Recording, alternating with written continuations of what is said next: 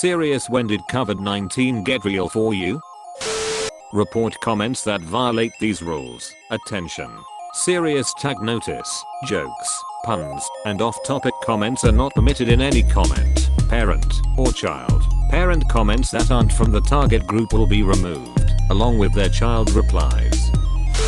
About a month or so ago, when my hospital converted a ward into a negative pressure unit in anticipation of our first patient from one of the cruise ships, we are still changing related procedures and protocols almost daily and prepping other wards to accept patients with pending tests. Same here. Walking into work every day having no idea what to expect. When my boss told me that I will be working from home for 12 weeks. When my first patient tested positive and I realized I had been in that room without PPE. At my hospital, a bunch of nurses were exposed to a positive patient and they are being required to still come into work. I can't wait to catch it from one of them. When Walmart stopped being open 24/7. When Walmart offered 2 to 30 weeks paid sick leave for all employees was pretty indicative too. We own a small business. 3 days ago the government ordered us to shut down. We had to let go all of our employees, including 3 senior citizens who depended on their checks for their livelihood. We had some savings, but not nearly enough to continue to live and maintain the business afloat. The state is not offering enough help for us. We are really in a tough situation. Our employees are also in the same boat. We have a 30-year-old employee who has nobody. She lives by herself and most likely will get evicted as her landlord is an asshole. Her situation is desperate. This is so sad and so crazy. All of our hard work is going down the drain in 3 weeks. My cousin got sick, was admitted to the ICU, and tested positive for it. He's been out of the hospital for a few days, but hasn't really improved. He just hasn't gotten worse. I texted with him a bit, and it's still really serious. He has asthma as well. I guess it was only a matter of time before it affected somebody I know. Edit. Thank you so much for all the well wishes. I will pass them along. To answer the most frequently asked question, my cousin is 34. Edit 2. He's based in New York City. As a fellow asthmatic, I wish your cousin all the best. Knowing how shit just the flu can be for me, I can't imagine how detrimental COVID is on the lungs. I wish him the best recovery possible. My first shift at the hospital after 9 days off, and seeing how absolutely unprepared we were to deal with what's coming. For example, 2 nurses were allowed to come back to work after flying home from a cruise in early March. They pulled both of them and sent them into quarantine, but not until they received a call from the cruise line that 2 passengers so far had tested positive. There was at least 2 people on our unit who were like 99% confirmed. They just hadn't been tested because neither met the criteria for testing in this state, having left the country recently or directly knowing someone who had. And now I'm in the middle of another 9-day stretch off, having had what feel like a chest cold for going on 3 or 4 days now. Knowing I need to check in for a virtual health consult and wondering if they'll be footing the bill if I'm told to take 2 weeks off. When I lost my job. Sorry to hear, mate.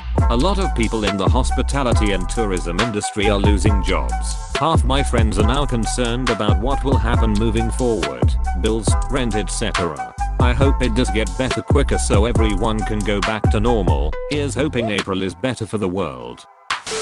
When I realized I might/should not be able to go home and see my elderly parents, one of which recently got diagnosed with cancer. Edit. Thank you guys for the heartwarming messages. I don't think I'll be going back to my hometown, but I will for sure be FaceTiming and calling and doing whatever I can. I called my parents sobbing because I was scared I wouldn't get to see them again. Tell your family and your friends that you love them, regardless of their health. Take care everyone, and know we got this, and it'll pass over in no time. Much love from Seattle.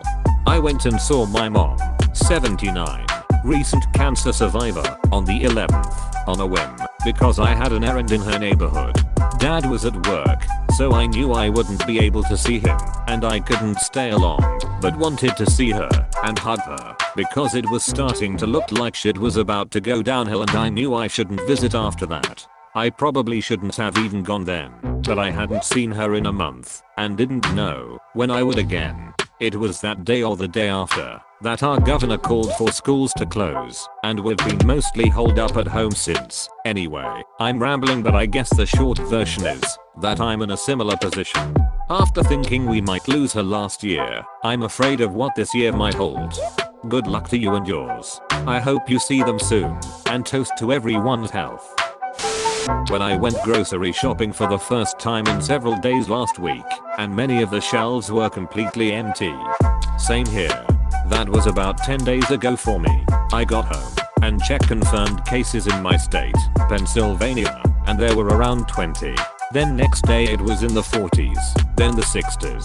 Today has been a week since we had around 67 cases statewide. We have 650 now, so shit's getting realer every day. When the whole country of Italy was put on lockdown, that should been a wake-up call for the world to take it deadly serious. Even for countries where it has become a problem and is trending towards what Italy is experiencing, it's not being taken nearly as seriously as it should. People seem totally unable to really empathize with things that seem to be happening far away. Today, when the government announced they're going to start putting the dead in a skating rink inside a local shopping mall because the local funeral homes don't have any more capacity. When my colleague died, she was the first COVID-19 death in our state. I had seen her a few weeks ago and she was doing great, and then I received a company-wide email that she had passed. I have worked in investigation/security for 8 years and was always told we can never work from home. Reason being we have access to millions of individual sensitive data and they didn't want to risk it being stolen. 2 weeks ago they bought hundreds of laptops and sent us all home to work. This is mine. I work for a payroll company, one of the largest. They just sent 4,000 employees home. We were asking for it, demanding it actually, and then they did. I woke up the next morning and looked at my sleeping kids whose school is cancelled for the rest of the year and just felt panic-ridden. I'm thankful I have a job, but goddamn am I scared. When Ireland closed the pubs shortly before St. Patrick's Day. When Austin cancelled SXSW. When I was on Nextdoor and saw that people are posting which grocery stores have food. I wasn't blind to anything. I was taking it seriously and all. But that was the moment where I realized, holy shit. We are currently in a world where people have to post which grocery stores have food. Yup, and it happened so quickly. When I was told by the administration that we had 1 box of N95 masks in the hospital. Okay, that's pretty scary. It's been real for me since hearing about Italy locking down, because I've been in shortage situations before, namely Hurricane Katrina. But it got really real when I found out the guy across from me tested positive, and I was on the elevator with him last Monday. So that kinda blows. He's fine, thankfully, just in self-quarantine. But now with the pollen coming out and all, every little sniffle and scratch I feel in my throat has me convinced I'm getting the damn thing. When my friend in Paris messaged me that France had shut down. I live in France and it's eerie. My town during the day is as silent as it is usually in the middle of the night. Like, it's almost 6 AM right now, and I'm not feeling a difference from yesterday's afternoon. Even more frighteningly, the hospital of my town, who isn't particularly big, we are not even at 20k inhabitants, has started to clear up room in the ER for potential COVID patients. When I realized that if my mother, who is 70 but generally healthy, falls ill, I can't get to her because that would involve air travel. Even if you are near, you can't get to her. My mother was just admitted to the hospital, not for COVID reasons. I can't visit her. Wednesday, March the 11th. I'm a teacher and that was the first day that we had a meeting about the extremely unlikely odds that we would miss school. By Thursday, we knew that we would be out, but we figured that it would be the week after spring break. On Friday, we knew that we weren't coming back for at least 3 weeks. Now, I doubt we go back until next year. March 11th was a weird day for me, since it was the final normal day I had plans for before coronavirus concerns really got to my city. Like I knew something was wrong, but I didn't know what exactly. My girlfriend is a wildlife virologist, when she started constantly reading articles during her free time, maybe mid-February or so. I realized it was the real deal when cases popped up a few miles from my elderly, immune-compromised father's home. I started being truly scared for him and others. I'm immune-compromised right now and started getting spooked when the supply hoarding started. But once I couldn't get a delivery time for groceries, I got really freaked out. I did manage to get groceries with the help of some friends, but it was an anxious few days. Once my city went on quarantine, I started to feel safer. I have to go to the doctor on average twice a week, so knowing there aren't a million people on the streets is a comfort. It's eerie, though. When colleges and K-12 schools closed, that's not a light decision, and the people making those calls are very educated. I immediately knew things were about to hit the fan. Our country still hasn't done it. I understand the reasoning, but it's hard to watch. My husband has type 1 diabetes and is working from home, so we kept the little plague carriers with us. Edit. I'm from Australia, which obviously should know better, yet here we are. When I realized that having a bottle of hand sanitizer in my car, in plain view, might not be a good idea, I was talking to a coworker about how our office still has plenty of hand sanitizer, and she said shh, not so loud, and was only kind of joking. When my so who does not panic, stays calm in all situations, came home with a big bag of flour and rice. This is my husband. I wasn't worried, but he was, which is a total change up from the norm for us. That's when I knew it was serious. When the Chinese government were snatching people off the streets who refused to self-isolate while they were sick, that was real enough to me to know this was serious.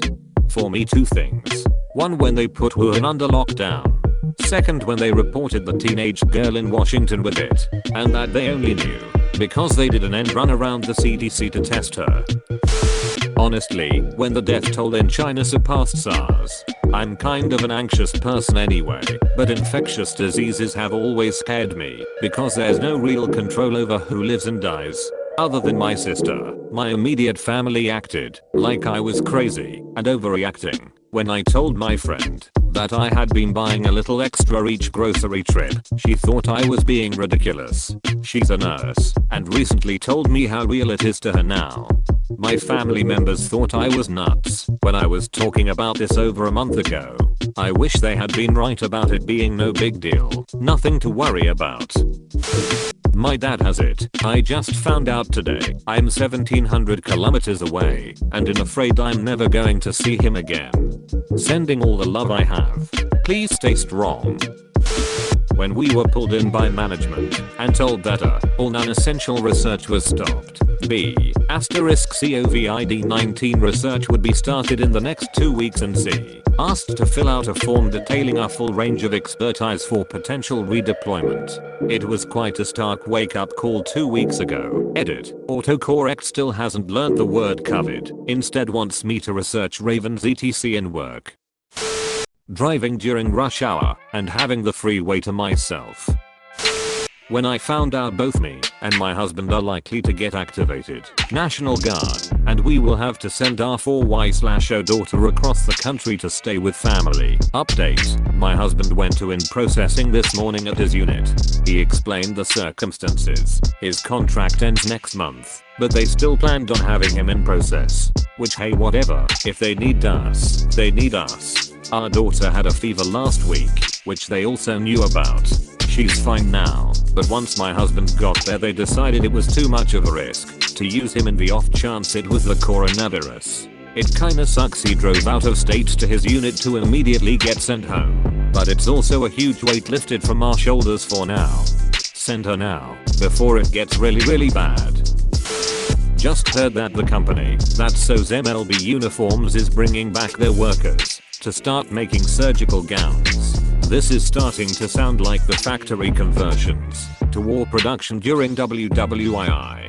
This is starting to sound like the factory conversions to war production during WWII. It's already happening. Volkswagen is building ventilators, as are Ford, GM, Nissan, and Ferrari. At least this time we are fighting a common enemy rather than each other. I heard from it the first time when people started dying in China, paid more attention when people started dying closer to home, got real when Europe went full lockdown mode, went to steroids, when I lost my job. I'm so sorry this happened.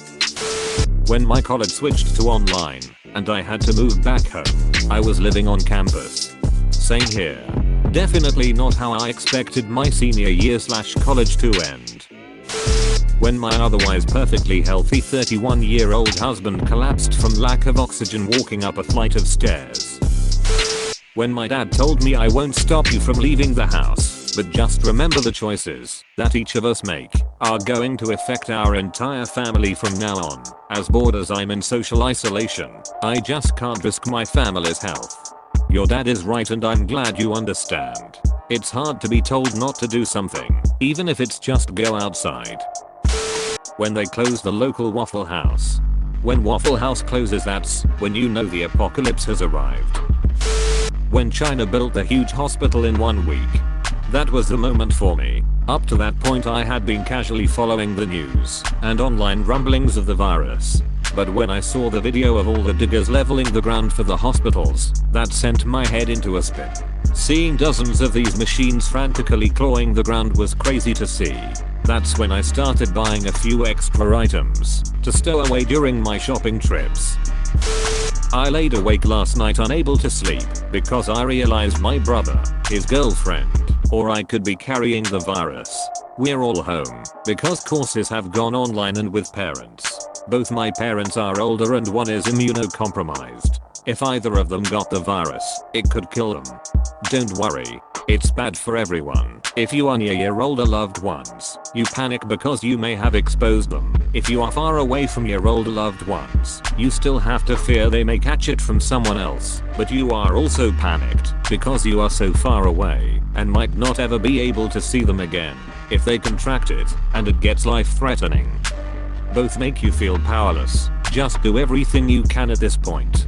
Don't go out, practice good hygiene, stay far away, and wipe surfaces with disinfectant. That's all you can do, but it matters.